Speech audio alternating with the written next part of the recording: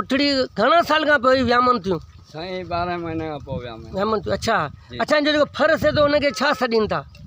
हू उठड़ी जो फर बच्चो छा गोरो को हूंदो नारो हूंदो गोरो सॾंदा गोरे माती हूंदी हुनखे गोरे। अच्छा, इन उठनि जा क़िस्म घणा आहिनि? जी हिकिड़ा सिंधी आहिनि के वरी विसर आहिनि के खाराई आहिनि 2 टे क़िस्म। अच्छा, हिकिड़े डबल थूए वारा उठ आहिनि उहे कहिड़ा आहिनि? उहे साईं ॿिया आहिनि जाबल जा आहिनि उहो पांट न आहिनि हिते? ना साईं उहे कोन। ही सिंधी उठ आहिनि? जी हा सिंधी उठ। अच्छा, हिननि जो चारो कहिड़ो आहे? चारो इहो लाणो जार खपण बसि इहे शयूं रुगो चरनि थियूं? हा साईं इहे चरनि। अच्छा, पोइ इहो हिन जो खीरु विकिरो थिए थो? जी विकिरो थिए थो साईं, असीं कोन था करियूं। अच्छा, विकिरो थिए थो? जी जी।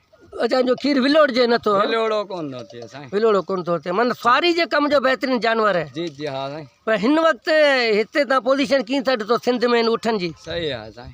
हिते ॿुधो ज़रदारी उठ तमामु घणा आहिनि? जी जी हा साईं हुनजा जाम आहे। जाम आहिनि? जी हा। अलाह पाक तव्हांखे ख़ुशि करे, तव्हां आया आहियो। तव्हां उठनि जे बारे में असांजो दोस्तो हीअ दोस्तनि जा उठ आहिनि ऐं तव्हांखे ॾेखारियां पियो वीडियो जे ज़रिए। हीअ तव्हां ॾिसी सघो, हीअ सभु गोरा आहिनि उठ आहिनि। हीअ ॾिसो नंढी गोरी बीठी आहे हिकिड़ी, ऐं हीअ न उठ बि अचे। हीअ ॾिसो ॾाढो ज़बरदस्त इहो मंज़रु आहे हिन उठनि जो। ऐं उठनि जो माना हिकिड़ा ओठार आहिनि, धणी आहिनि जेके उठनि जे बारे में असांखे ॿुधाए रहिया हुआ। ऐं उठनि जी वीडियो जेको तव्हांजे साम्हूं असां अपलोड कई आहे। तव्हां इहो हीअ नंढड़ा ॿार जेके आहिनि उहे बि असांजा उठ ॾिसणु आया आहिनि। हीअ असांजा नंढड़ा ॿार जेके आहिनि इहे बि उठ ॾिसणु आया आहिनि। ऐं बाबा तूं ॿुधा अली, तूं उठ ॾिसी छा महसूसु कयो आहे? मज़ो आयो आहे?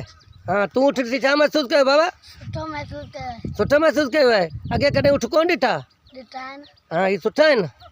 हा, अॼु उठनि जो खीरु पीतो? कंहिं कंहिं पीतो खीरु?